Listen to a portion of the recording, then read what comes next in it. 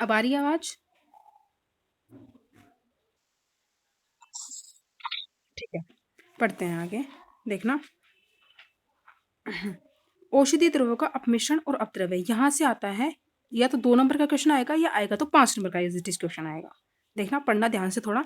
औषधि द्रव्यों की उत्पत्ति स्थल से जब औषध को कलेक्ट करते हैं हम, तो कुछ अवांछित तत्वों का संग्रह हो जाता है तथा व्यापारी वर्ग जो होता है वो अधिक लाभ कमाने के लिए लोभपूर्वक औषध द्रव्यों के अंदर विजातीय तत्व जैसे कंकर, पत्थर, मिट्टी आदि और उस द्रव्य के समान दिखाई देने वाले निम्न स्तर के द्रव्य उसमें मिला देते हैं।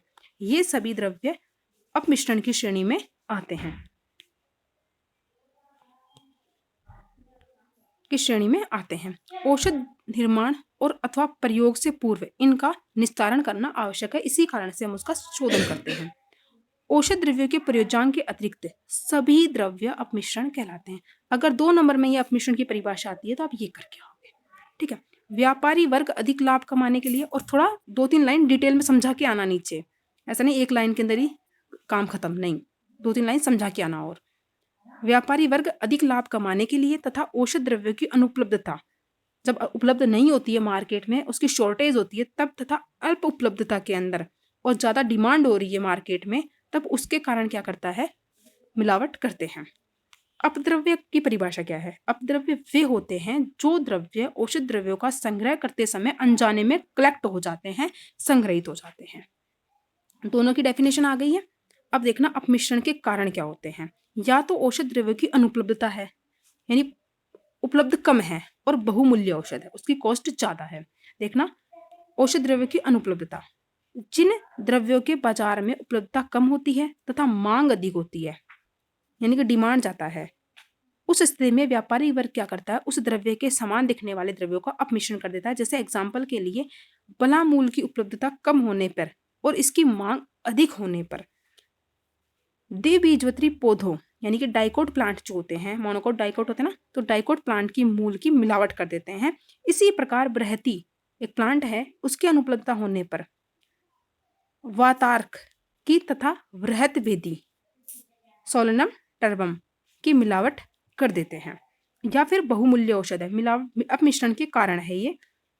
जिन औषध द्रव्यों का मूल्य अधिक होता है उन द्रव्यों में अधिक लाभ कमाने के लिए लालच में अल्प मूल्य वाली औषध मिला देते हैं। जैसे केसर होता है, उसका मूल्य अधिक होता है जिसके कारण उसमें समान दिखाई देने वाले पारिजात पुष्प जो होते हैं उसके व्रंत, या उसे कुसुम के पुष्प, या फिर प्लास के स्त्री केसर, या उनका झंडू पुष्प, मक्के के रेशे, या फिर केसर के पुंकेसर आदि की मिलावट करके उसमें बेचते हैं। अब होता है अपमिश्रण के प्रकार। देखना,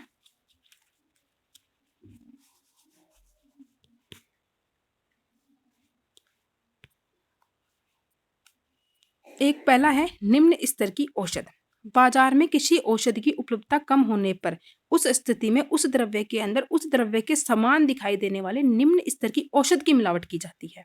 यथा दालचीनी के अंदर तामल पत्र के त्वक का मिश्रण किया जाता है, और सनाई के अंदर अरबेरियन सनाय का अपमिश्रण किया जाता है। तो एक तो निम्न स्तर की औषध की मिलावट की, दूसरा है सादृश्य दिखने वाली औषध, समान समान दिखाई देने वाली औषधियों का अपमिश्रण किया जाता है। वही केसर के अंदर किया था, और कुकुम्ब के अंदर पारिजात वृक्ष के पुष्प वृंत की, या कुसुम के झंडू पुष्प आदि का अपमिश्रण किया है केसर के अंदर। भार बढ़ाने वाले के अंदर, भार बढ़ाने वाली अशुद्धि के अंदर आता है कि व्यापारी द्रव्य बहुमूल्य औषध द्रव्यों की कम उपलब्धता होने पर उसमें कंकड़, पत्थर, लकड़ी के टुकड़े अपमिश्रण मिला देता है, और गुगलू के भार बढ़ाने के लिए इसमें कंकर, लकड़ी के टुकड़े मिला देते हैं। इसी प्रकार हींग में यव का आटा मिला दिया जाता है। निशेष औषध, ऐसे द्रव्य जिनका उपयोगी अंश यानी उनका एक्सट्रैक्शन निकाल लिया गया है, उनका कार्यकारी तत्व बाहर निकाल लिया गया है, उसके बाद में जो बचा रहता है अवशेष, उसको क्या करते हैं? उसे बाजार में बेचते हैं। जैसे बादाम, जीरा, एला, यवानी, लवंग, इन द्रव्यों के तेल को निकालने के बाद में इनको बेचते हैं बाजार में। कृत्रिम औषध, ऐसे द्रव्य जिनका निर्माण कृत्रिम रूप से प्रयोगशाला में किया जाता है, जैसे कर्पूर और वंशलोचन।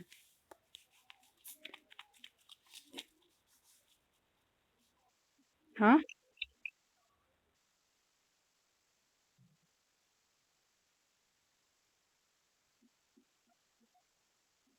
हाँ वही है, सेम है, बस नाम अलग दे रखा है कि निम्न स्तर की औषध दे दी और इसमें समान दिखने वाली दे दी, सेम है बिल्कुल, बस मैटर बढ़ाने का तरीका और कुछ नहीं है।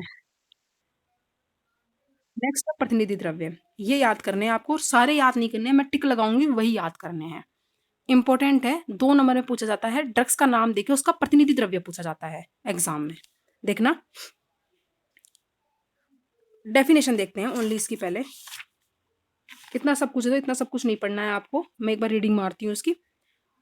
रोगी के दोष, अग्नि, व्याधि आदि के बल और अबल को देखते हुए वैद्य को विभिन्न प्रकार की औषध कल्पों की कल्पना करता है, यानी औषध बनाता है वो। औषध की कल्पों का निर्माण करते समय कभी कभी सभी प्रकार की औषध द्रव्य मिलना सुलभ नहीं है। ऐसा नहीं है कि उस द्रव्य की, उस औषध के अंदर, उस योग के अंदर जो जो औषध हमें लिखी हुई है, जो योग हमें बनाना है उसके अंदर सभी औषध मिल जाए, क्योंकि जरूरी नहीं है हमारे आसपास सभी औषध द्रव्य पाए जाए। इस स्थिति में मुख्य, अब देखना, प्रधान द्रव्य के अतिरिक्त, ठीक है, समझाऊंगी इसको बाद में, सहयोगी द्रव्य को उस द्रव्य के समान, सहयोगी द्रव्य जो होते हैं ना उन्हीं का प्रतिनिधि ले सकते हैं हम, कभी भी प्रधान द्रव्य का प्रतिनिधि नहीं लेते हैं। तो सहयोगी द्रव्य जो होता है उसके समान गुण रखने वाला, कर्म करने वाला द्रव्य का प्रयोग करके हम औषध कल्पना का निर्माण कर सकते हैं, और उन्हें प्रतिनिधि द्रव्य या फिर अभाव द्रव्य के रूप में प्रयुक्त किया जाता है। डेफिनेशन देखना, विषक को अभाव द्रव्यों के रस, विपाक, वीर्य आदि पर विचार करके प्रयोग करना चाहिए। अर्थात किसी द्रव्य के अभाव में, अब आ रही है यहाँ पे डेफिनेशन, किसी द्रव्य के अभाव में दूसरे द्रव्य का प्रयोग करना हो तो उसी के समान उसके रस वाला, विपाक वाला और वीर्य वाला द्रव्य लेना चाहिए। ओनली प्रधान द्रव्य को छोड़कर प्रतिनिधि द्रव्य कौन सा होता है? सहयोगी द्रव्य वाला होता है। क्लियर? किसी भी योग में कदाचित कोई एक द्रव्य उपलब्ध नहीं होता है, तब योग में उस द्रव्य के अभाव में उसी द्रव्य के समान गुण वाला अन्य द्रव्य लिया जाता है। नेक्स्ट देखना,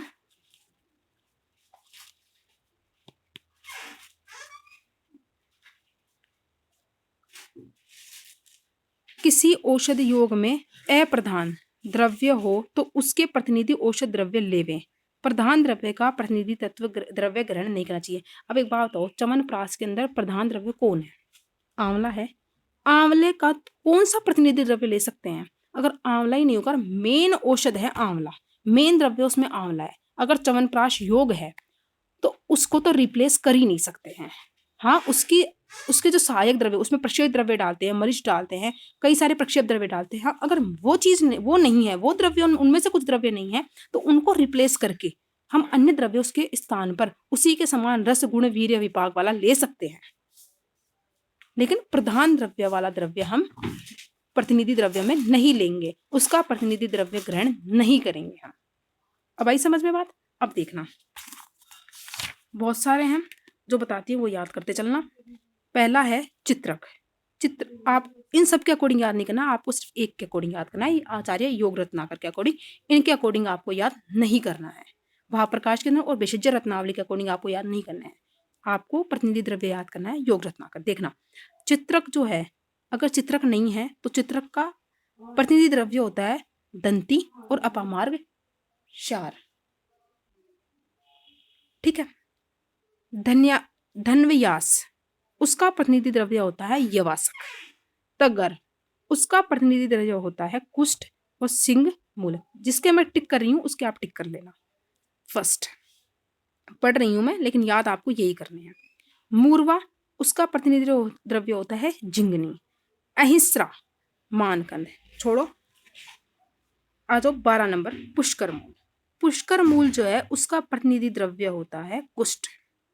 लांगली का प्रतिनिधि द्रव्य है कुष्ठ, और स्थौन्यक का प्रतिनिधि द्रव्य है कुष्ठ।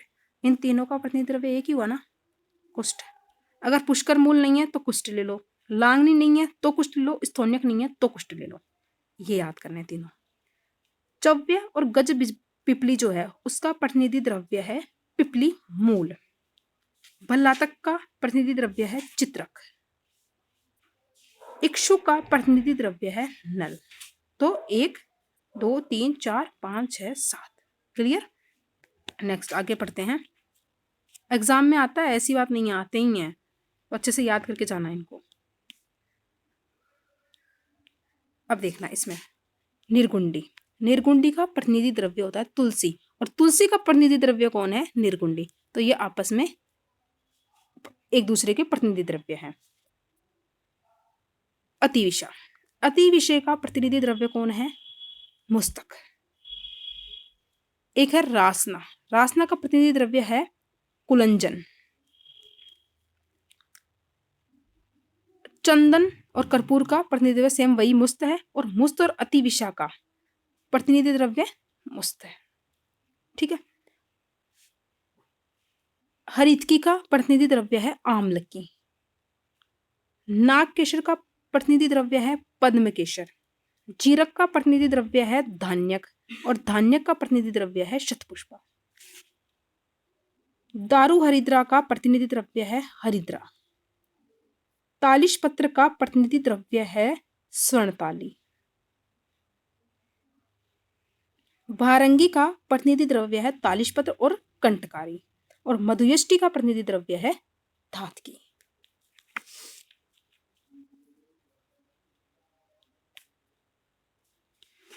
नेक्स्ट है द्राक्षा। द्राक्षा का प्रतिनिधि द्रव्य गंबारी फल। द्राक्षा और गांबारी फल का प्रतिनिधि द्रव्य है मधु पुष्प और बंदुक। नख का प्रतिनिधि द्रव्य है लवंग पुष्प। कर्पूर का प्रतिनिधि द्रव्य है मुस्त और ग्रंथि पर्ण। कुमकुम एग्जाम में आया हुआ है 2017 बैच में। कुमकुम का प्रतिनिधि द्रव्य लिखिए। कुमकुम का प्रतिनिधि द्रव्य है कुसुम पुष्प। क्लियर। मुस्त और अतिश का प्रतिनिधि द्रव्य है हरितकी और कर्कटशंकी। मेदा का शतावरी, महामेदा का शतावरी, काकोली का अश्वगंधा, और शीर काकोली का भी अश्वगंधा। इंपॉर्टेंट है ये चल रहे हैं यहाँ पे जो। जीवक और ऋषभक का है विदारी।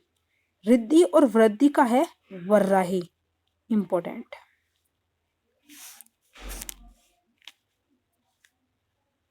प्रश्न पर्णी का है शाल पर्णी।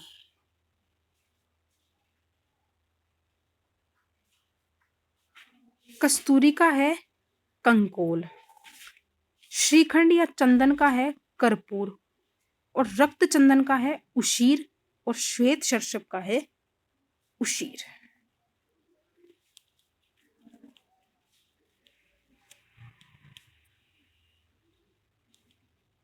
आज के लिए इतना ही, बाकी पढ़ते हैं कल।